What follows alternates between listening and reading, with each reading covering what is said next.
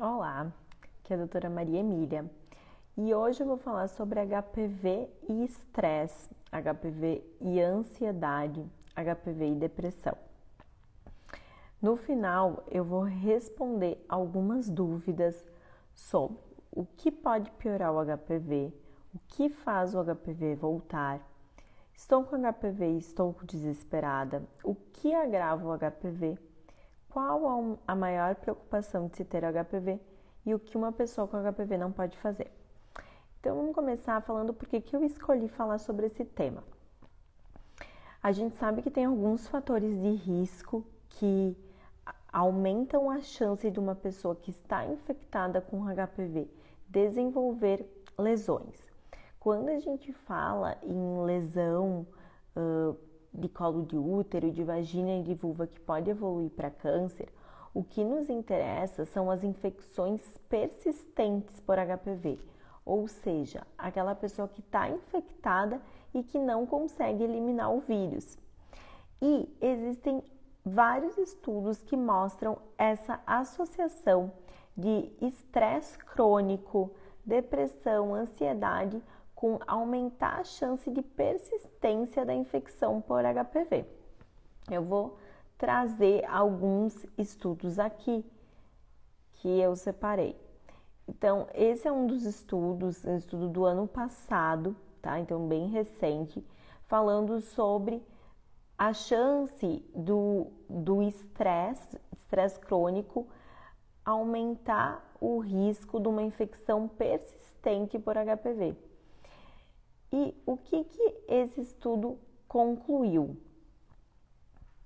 Ele concluiu que o estresse ele é um fator independente para aumentar o risco de carcinogênese, ou seja, de lesões que podem evoluir para câncer. E por que acontece isso? Porque o estresse crônico ele afeta as células de defesa, os linfócitos T, que são células que são importantes para clarear a infecção do HPV. Então, quando a pessoa se infecta com HPV, tem uma grande chance do organismo dela eliminar o vírus sozinho, naturalmente.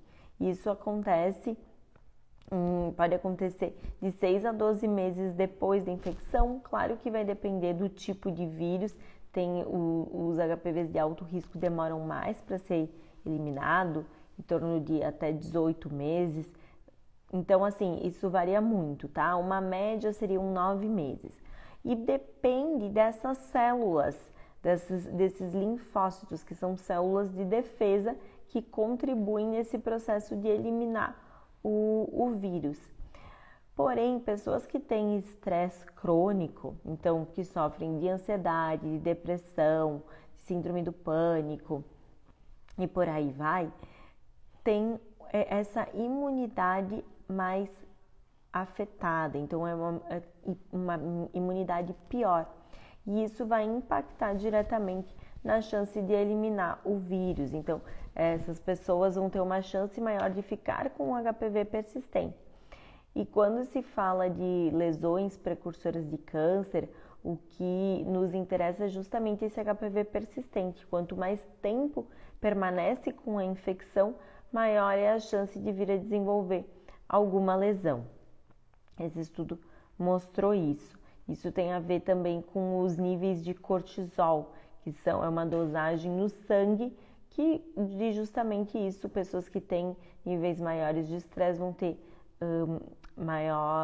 maiores níveis de cortisol também na corrente sanguínea.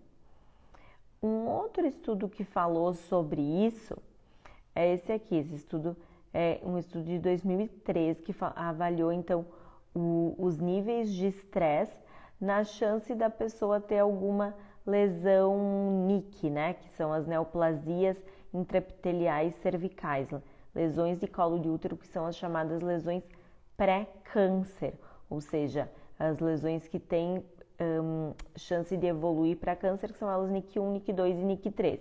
O NIC1 o risco é menor, o NIC2 e NIC3 o risco é maior. Esse estudo avaliou mulheres que tinham infecção por HPV e HIV simultaneamente. E o que ele demonstrou? Que essas mulheres, elas elas precisavam fazer manejo do estresse para diminuir o risco de desenvolver lesões persistentes ou que essas lesões progredissem, tá? Então, esse estudo mostrou que os níveis de estresse é um fator de risco independente para a progressão e persistência das lesões intraepiteliais de colo de útero, que é o caso do NIC, né? O NIC1, NIC2 e NIC3. Bem interessante. Outro estudo que eu vou mostrar que também fez avaliação disso é esse aqui, ó. Ele avaliou os níveis de estresse percebidos, qual é a associação disso às células T, que são essas células de defesa que fazem parte que são importantes para clarear a infecção do vírus do HPV, ou seja, são importantes para fazer a eliminação do vírus em mulheres com HPV-16. Existem vários subtipos de HPV. O HPV-16 ele aumenta em 400 vezes o risco de câncer de colo de útero. Então, de todos os HPVs, ele é o mais relacionado com câncer de colo de útero. E o que esse estudo mostrou? Ele mostrou que altos níveis de estresse percebidos são associados com uma resposta imune pior. Ou seja, mulheres que tinham maiores níveis de estresse têm uma imunidade pior e por isso uma chance maior da progressão da doença, tá? No caso da progressão das displasias de colo de útero, que são as NICs. Outro estudo que eu quero mostrar, que também fala sobre isso, foi esse estudo aqui, que avaliou acompanhou mulheres por 11 anos. Ele começou a média de idade quando elas entraram no estudo era 19 anos e o estudo foi terminar ali 11 anos depois. E o que esse estudo mostrou também? A mesma coisa, que as mulheres que tinham maiores níveis de estresse, elas tinham uma chance maior de ficar com HPV persistente. E mulheres com altos níveis de estresse que faziam uso de cigarros, de álcool ou de alguma droga, tinham um risco maior ainda porque o cigarro, a bebida alcoólica atrapalhava a habilidade de clarear a infecção, ou seja, de eliminar a infecção. E por isso que se recomenda o manejo de estresse, né? E como que pode ser feito esse manejo do estresse? Então, de várias formas, seja com meditação, seja com yoga, a atividade física ajuda. E por que eu trouxe esse assunto? Porque eu vejo muitas mulheres que elas se preocupam muito quando a gente faz o tratamento com a vacina, com a atividade física, com a alimentação, com o sono e esquecem do estresse. O estresse, ele influencia diretamente a imunidade celular, que são as células que vão fazer a eliminação do vírus. Então, isso precisa dar atenção para isso também, porque isso vai influenciar no resultado do tratamento. Então, quando a gente faz um tratamento de uma lesão causada pelo vírus do HPV, seja ela uma lesão de colo de útero, de vagina ou de vulva, a gente trata aquela lesão.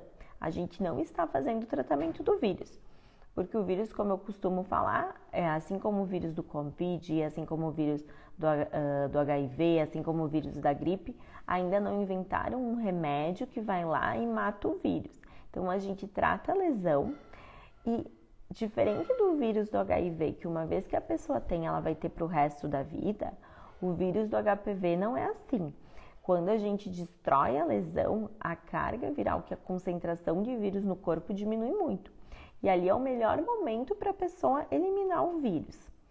E aí vai depender desses outros fatores associados para ver se o corpo da pessoa vai ter a capacidade de eliminar o vírus. E aí é que entram essas células T, que são células de defesa, que fazem esse trabalhinho de ir lá e faxinar. Então, ele vai lá e faxinar o vírus do corpo, retirar o vírus do corpo. Se essas células não estão trabalhando adequadamente, elas não vão conseguir fazer isso. E aí é que entra a questão do estresse, que o estresse atrapalha o funcionamento dessas células T, que são essas células de defesa que tem que eliminar o vírus do corpo. Chegou algumas perguntas aqui. Deixa eu ver. Vou passar as perguntas. Descobri NIC3 antes da qualificação do mestrado. Então aqui um momento de estresse aumentado e aí acabou culminando também com o diagnóstico. O NIC3 não é uma lesão que se desenvolve do dia para a noite. Talvez ele muito provavelmente, já estivesse ali com uma lesão, talvez NIC1, NIC2, e acabou juntando com esse momento, né? Amanhã irei fazer CAF, estou com medo. Fica tranquila, Ingrid, vai dar tudo certo. Boa sorte, boa cirurgia para ti. Exame de anti-HBS baixo do normal tem a ver com a imunidade? Então, o anti-HBS é um exame que avalia se a pessoa tem anticorpo para hepatite B, ou seja, se ela foi vacinada e imunizou. Normalmente, a gente faz 3 doses de vacina da hepatite B. Existem algumas pessoas, uma parcela pequena, que mesmo com as 3 doses não imuniza, e aí o que a gente faz é fazer uma 4ª dose. Se mesmo assim se mantiver sem imunizar com anti-HBS abaixo do normal, não adianta ficar revacinando. Depois que tira o útero, pode voltar o vírus? Sim, então o tratamento é sempre da lesão, tá? Essa é uma ótima pergunta. Estar com o vírus do HPV não é uma doença. Doença é quando esse vírus ele causa uma lesão, tá? E o tratamento é sempre da lesão, porque a lesão é que é a doença, e não o vírus. O vírus ele é um marcador de risco.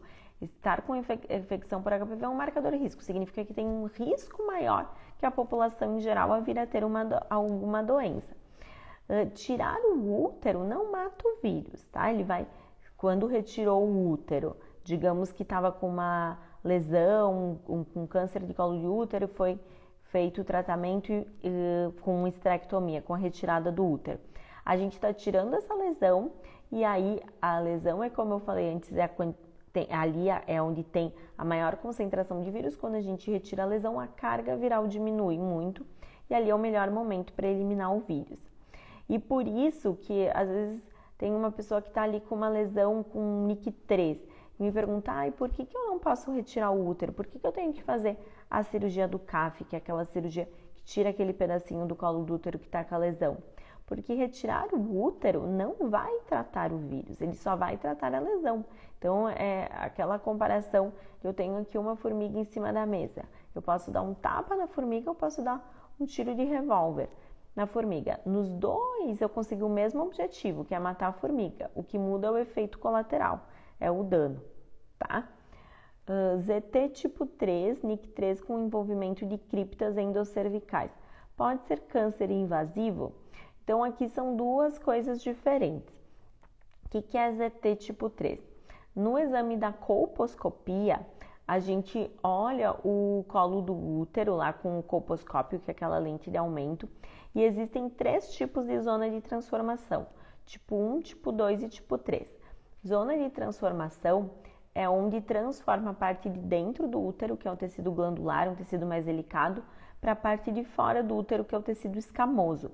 E o HPV ele fica justamente nessa zona de transformação.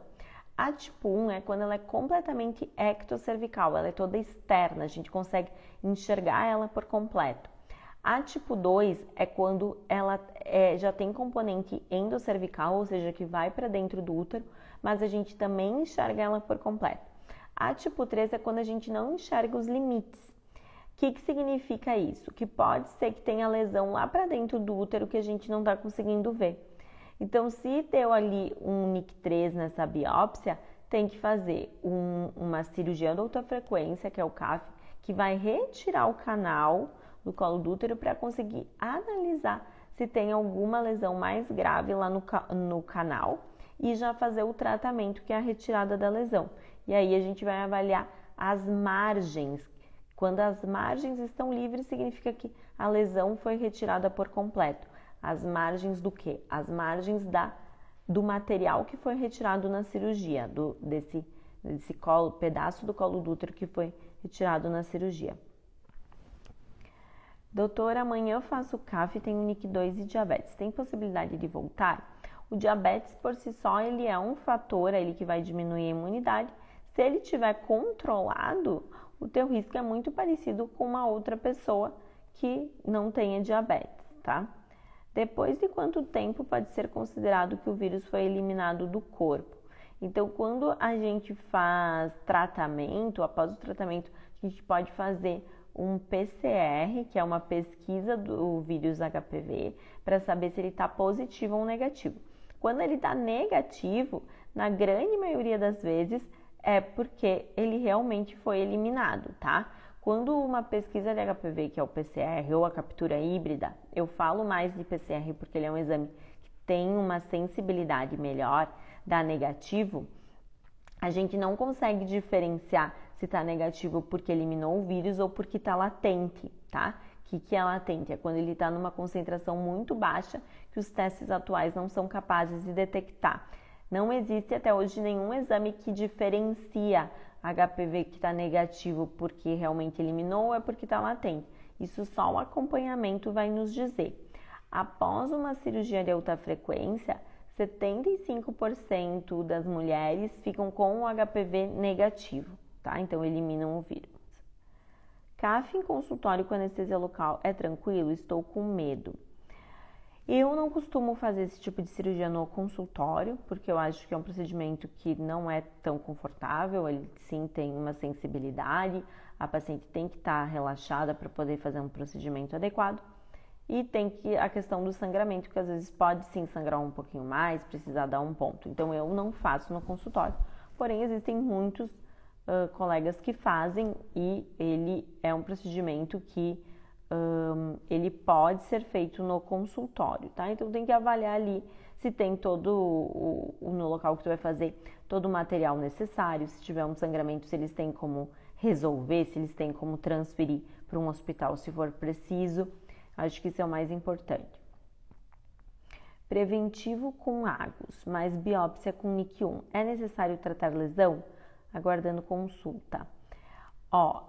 Agus, o que é isso? É uma alteração glandular indeterminada. Então, o patologista viu que tem uma célula que não está normal, mas não sabe me dizer se isso é por alguma lesão ou não.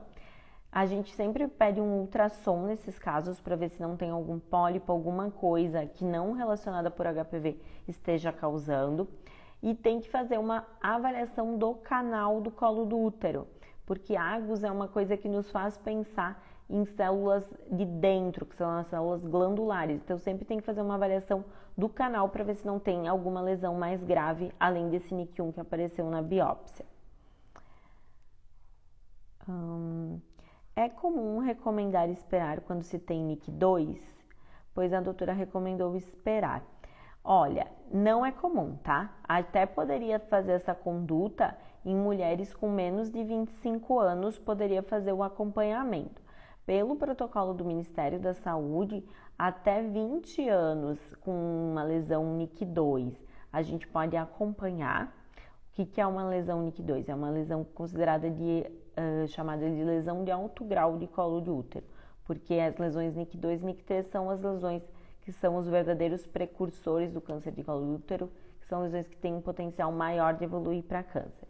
Então, até 20 anos a gente pode só acompanhar. Entre 21 e 25 anos, pelo protocolo do Ministério da Saúde, poderia fazer o acompanhamento, mas é melhor fazer tratamento quando disponível um tratamento destrutivo, que é o caso do laser, que vai lá e destrói a lesão. Acima de 25 anos, a recomendação é que seja feito tratamento, tá bom? Fiz o CAF por NIC2 em janeiro, fiz o preventivo de acompanhamento e a médica falou que tinha ainda uma mancha. Será que ainda estou com NIC2? Aí precisa biopsiar essa mancha para saber. É comum, aqui já descobri quando eu tinha acabado de completar 25 anos e quando descobri não sou mãe. Ó, tá ali, ó, o que dá para fazer no teu caso, NIC2, 25 anos, é um laser para destruir essa lesão. Precisa avaliar se a lesão é completamente visível, que é aquilo que a gente estava falando sobre zona de transformação. Se essa tua lesão for completamente visível na colposcopia, a gente pode fazer laser e repetir os exames em 6 meses para ver como é que vão estar. E quando está em alto grau no colo do útero, em ambos os lábios, pode virar câncer? Alto grau no colo do útero já é uma lesão pré-câncer, um NIC2, NIC3, precisa ser feito tratamento. Cris. Lesão no útero NIC2 sempre é causado pelo vírus HPV ou pode ser causado pela baixa imunidade também? NIC2 é lesão causada pelo vírus do HPV. A baixa imunidade faz parte disso, entendeu? Porque, como eu falei, não basta ter a infecção pelo HPV para desenvolver uma lesão. Depende de outros fatores, como, por exemplo, o estresse que a gente está falando aqui nessa live. Tudo isso vai influenciar na imunidade. Então, é uma relação hospedeiro, que é a pessoa, com o vírus. Se a minha imunidade é muito boa e eu estou infectada com HPV 16, que é o pior, eu não desenvolvo nada. E o meu corpo mesmo elimina o vírus. Se a minha imunidade já não é tão boa assim e eu estou infectada por o vírus do HPV, ele vai desenvolver uma lesão ali, tá bom? É comum recomendar somente... Aqui já respondi essa. Porém, não reavaliaram meu esposo. Não me recomendaram vacina do HPV. Apesar de minha lesão ser totalmente visível e não acusou malignidade na biópsia. O parceiro sempre vale a pena fazer a avaliação, porque como o HPV ele é um vírus que é uma doença sexualmente transmissível, o parceiro também precisa ser avaliado, porque ele pode ter alguma lesão e isso é um fator para a pessoa manter o HPV persistente após o tratamento, né? Então é importante fazer a avaliação do parceiro. O que significa quando a mancha do NIC1 do colo do útero diminui na visualização da colposcopia? O que nos interessa na prática não é o tamanho, mas é assim o grau. Então, tanto que a gente não classifica as lesões pelo tamanho que elas são. É uma lesão pequena na colposcopia ou é grande. Nos interessa, na verdade, qual o grau que ela é, se ela é NIC1, NIC2 ou NIC3. Vamos lá para eu comentar as dúvidas que eu prometi aqui. O que pode piorar o HPV? Então, estresse pode piorar a infecção pelo vírus do HPV. Cigarro também pode piorar, tanto o tabagismo ativo quanto passivo, ou seja, um parceiro fuma, isso é um fator para o HPV ficar persistente. HIV, alguma outra doença que diminui a imunidade, então quem usa corticoide ou usa algum outro imunossupressor, por exemplo, no caso do lúpus, que às vezes, ou da artrite reumatoide, que são doenças que precisam utilizar alguma medicação que diminui a imunidade. Obesidade também é algo que piora a infecção por HPV. Pontos para prestar atenção. O que faz o HPV voltar? Então, após fez um tratamento, ficou com o HPV negativo e ali, de repente, voltou. A avaliação do parceiro é importante porque é um motivo para HPV persistente. Às vezes, o paciente tratou e o parceiro não fez a avaliação e estava lá com uma lesão, então é um motivo para voltar. Os mesmos fatores de risco, estresse, cigarro, obesidade, problemas que diminuem a imunidade, como por exemplo HIV, alguma doença que precise usar corticoide ou medicação imunossupressora, a falta da vacina do HPV, não ter feito a vacina, porque a vacina também diminui recidiva, diminui chance de novas lesões. Estou com HPV e estou desesperada. Não é motivo para estar desesperada. estar com a infecção pelo vírus do HPV não é uma doença, ele é apenas um marcador de risco. Ele significa que essa pessoa tem um risco maior que a população em geral a vir a ter uma lesão. Se tem lesão ou não, a gente faz uma avaliação com o exame do preventivo, e que é a citologia oncótica, também chamada de Papa Nicolau, e com a colposcopia e a vulvoscopia, que são exames que olham o colo do útero, a vagina e a vulva com uma lente de aumento e procuram se tem alguma lesão. O tratamento é sempre da lesão e não do vírus, tá?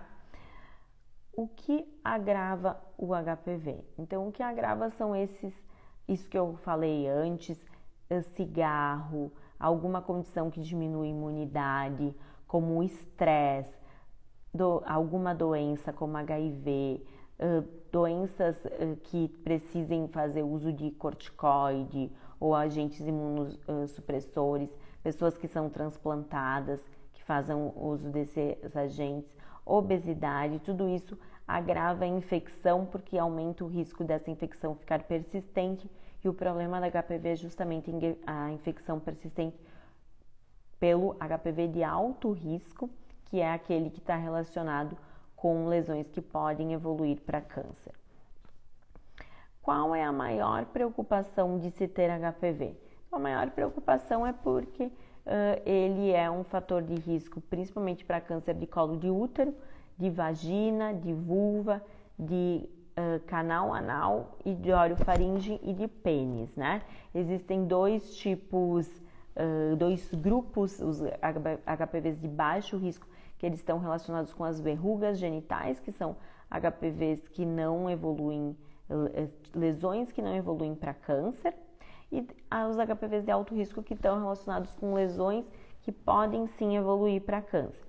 Qual que é a vantagem de fazer o rastreamento, né? Então, o Papa Nicolau, que é um exame de rotina, que a gente consegue detectar lesões que podem ser tratadas, e tratadas elas vão evitar que a pessoa tenha um câncer no futuro. O que uma pessoa com HPV não pode fazer? Então, não pode relação sexual desprotegida com outros parceiros, porque isso ele é uma doença sexualmente transmissível, então a pessoa não tem um parceiro fixo e ela vai ter relação com outra pessoa, ela pode transmitir, principalmente se ela estiver com alguma lesão, tá? Então, no caso de estar com verrugas genitais, as verrugas precisam sempre ser tratadas antes de ter relação. E aqui, quando se fala em relação sexual e HPV, nos interessa se tem lesão ou não tem lesão. Por quê? Porque o risco de transmissão também muda. Se a pessoa está com uma verruga, ela tem um risco muito maior de transmitir do que quando ela não tem nenhuma infecção. Então, o que a pessoa não pode fazer é ter relação desprotegida sem saber se ela tem lesão ou não. Primeira coisa é saber se tem lesão. Parar de fumar para quem fuma, porque isso aumenta a chance de terem novas lesões de HPV persistente. Controlar estresse, então com estresse, ansiedade, tudo isso. Se possível, parar de usar ou diminuir dose de medicações que diminuam a imunidade. Então, às vezes a pessoa usa uma pomadinha ali com corticoide quando está com uma coceirinha e nem sabe que essa medicação diminui a imunidade. Então, tem que tomar atenção para isso e só usar pomadas, corticoides, esse tipo de coisa com recomendação médica, porque isso influencia na imunidade. Avaliação do parceiro e fazer vacina do HPV também ajuda. Era isso que eu tinha para falar. Aqui a Letícia fez uma pergunta. Qual a diferença entre CAF e conização? Muitas vezes são termos que são usados como sinônimos, tá? Mas na prática são diferentes. O CAF é a cirurgia de alta frequência, é uma sigla para cirurgia de alta frequência, é aquela cirurgia que a gente vai passar uma alça no colo do útero para fazer a retirada de uma lesão. Também é chamada de cirurgia de LIP e também é chamada de cirurgia de EZT, de eczérise de zona de transformação anormal. Já a conização, ela é uma cirurgia feita com bisturi frio para casos que já são um câncer inicial.